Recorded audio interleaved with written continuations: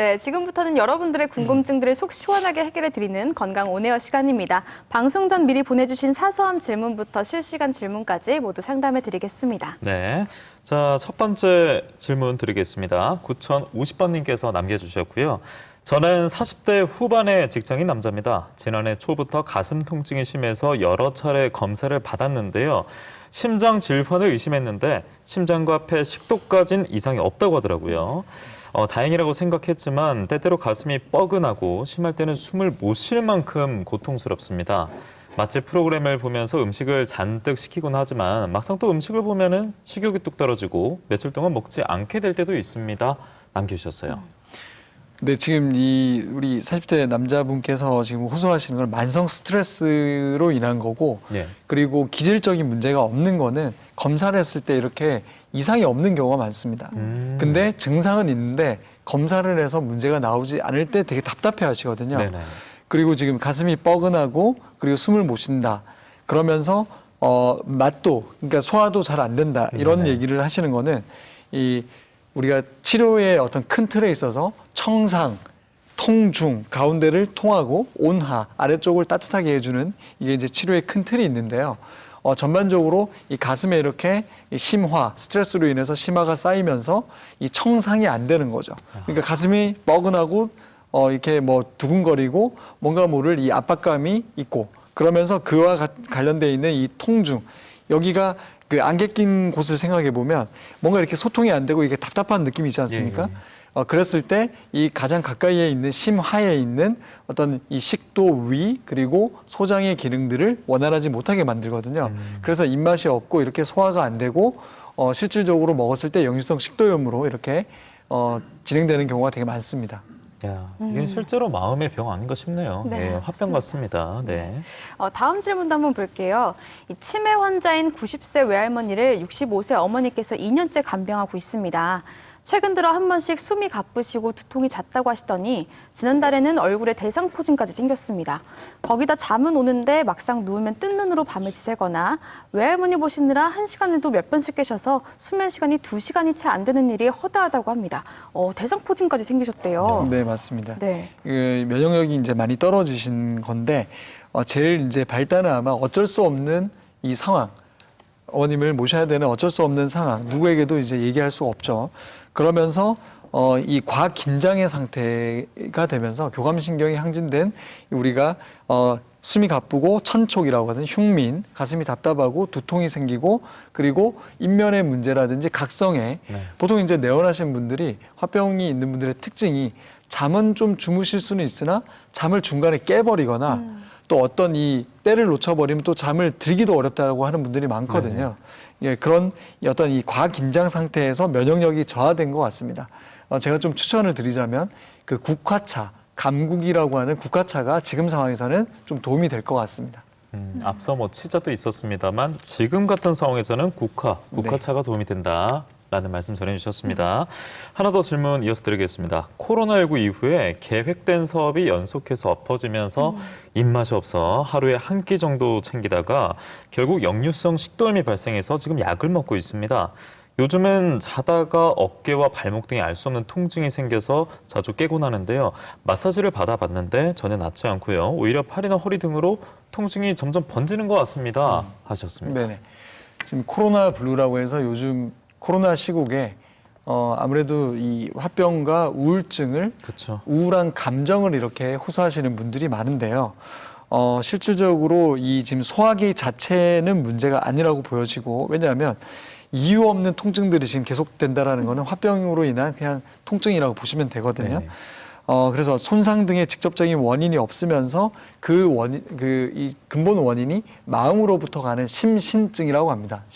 마음으로부터 신체적인 증상이 나타난다고 얘기를 하는데 이 심신증을 다스리기 위해서 신체적인 어떤 국소적인 조직의 병변을 볼 것이 아니라 어깨를 본다든지 어떤 이 허리, 발목 등의 통증만을 볼 게 아니라 그 원인이 마음에 있다라고 하는 이 통증의 원인을 한번 내가 인지를 한다고 하면 훨씬 더 치료가 쉬워질 것 같고 실질적으로 이 밖에서 들어오는 이 코로나의 어떤 이 상황이 빨리 좀 해소가 되었으면 합니다. 네. 다음 질문도 한번 드려보겠습니다. 이 40대 중반의 남편은 요즘 퇴근하면 늘 맥주 6캔은 마셔야 잠을 잡니다. 처음에는 스트레스 해소를 위해서 괜찮다고 생각했는데 매일 6캔씩 마시다 보니까 걱정이 되더라고요. 그래서 맥주를 못 마시게 하면 체력이 다해 정신력으로 버티고 있다며 말리지 말라고 합니다. 잠을 잘 때 보면 식은땀을 많이 흘리고 호흡이 가빠지는 경우가 많고 요즘 들어 눈이 충혈될 때가 많습니다. 라고 남겨주셨는데요. 네네. 주변에 이렇게 사실 술의 힘을 빌려서 잠드시는 분들 많잖아요. 네네. 이런 것도 화병과 연관이 있을지 궁금한데요. 그런데 이제 보면 이게 이제 스트레스 정도에 따라 좀 틀려지는데 아무래도 아무리 술을 잘 마신다고 하시더라도 6캔을 한꺼번에 드신다는 게 상식적으로 쉽지는 그렇죠. 않거든요. 네. 그만큼 뭐냐면 이 만성 스트레스에 의한 까르마, 보상 회로가 보상 행동이 이제 여기에 이제 놓여져 있는 게 보이시고 예. 그리고 외부로부터 보통 이제 우리가 한의학적으로 들어온 자극만큼 우리가 발산을 한다고 하는데요. A 이꼴 B가 이제 형성이 돼야 되는데 지금 식은땀을 흘리고 호흡이 가빠지고 눈이 충혈된다고 하는 것은 그만큼 외부로부터 들어오는 자극들이 굉장히 많다라는 겁니다. 그거를 모든 사람이 평온하게 자야 될 그 잘 때 이 과부하 걸려 있는 이 상황들을 해소하기 위해서 나타나는 증상들이거든요. 네. 자, 이럴 때는 실질적으로 그 부분들을 풀기 위해서 내가 나쁜 것들을 하기보다 좀 더 이렇게 긍정적으로 좀 뭐 이렇게 산책을 하신다든지 아니면 뭐 좀 책을 읽으신다든지 뭐 이런 등으로 이 취미 활동을 통해서 긍정적으로 풀어내는 것이 좀 필요할 것으로 보여집니다. 네.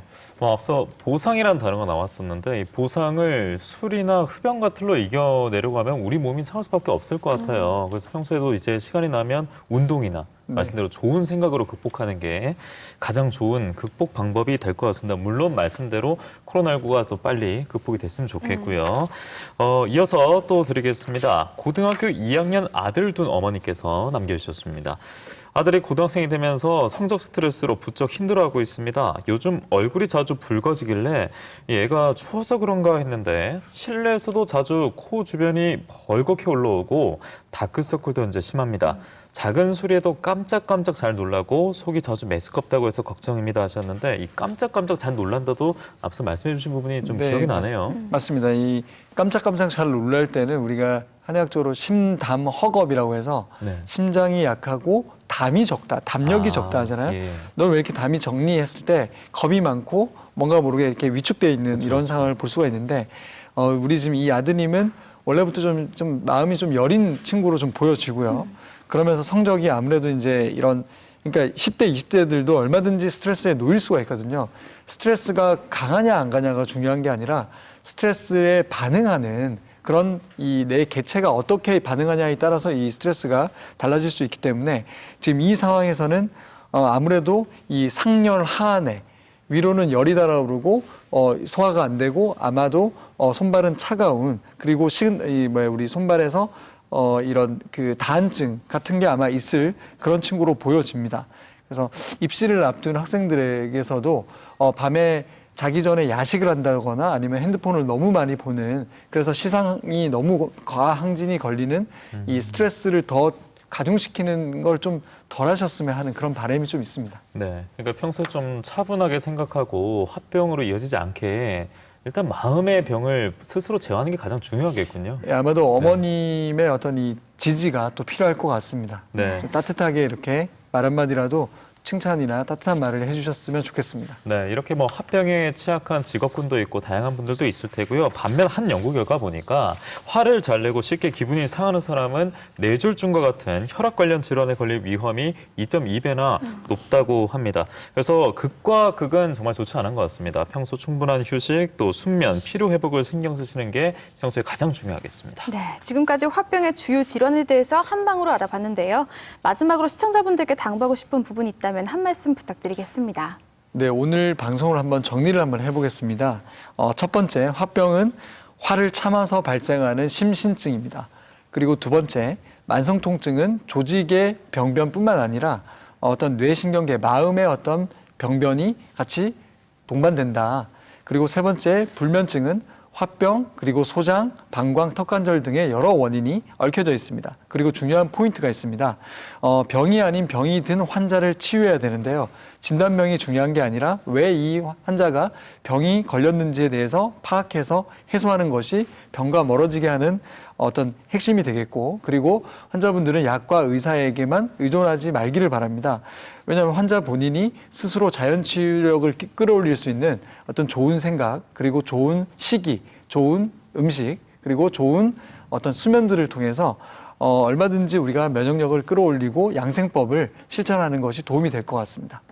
네, 이렇게 요즘 정말 답답한 여러분의 마음을 한 방으로 다독여 주신 한의사 송영길 선생님이었습니다. 오늘 말씀 고맙습니다. 네, 감사합니다.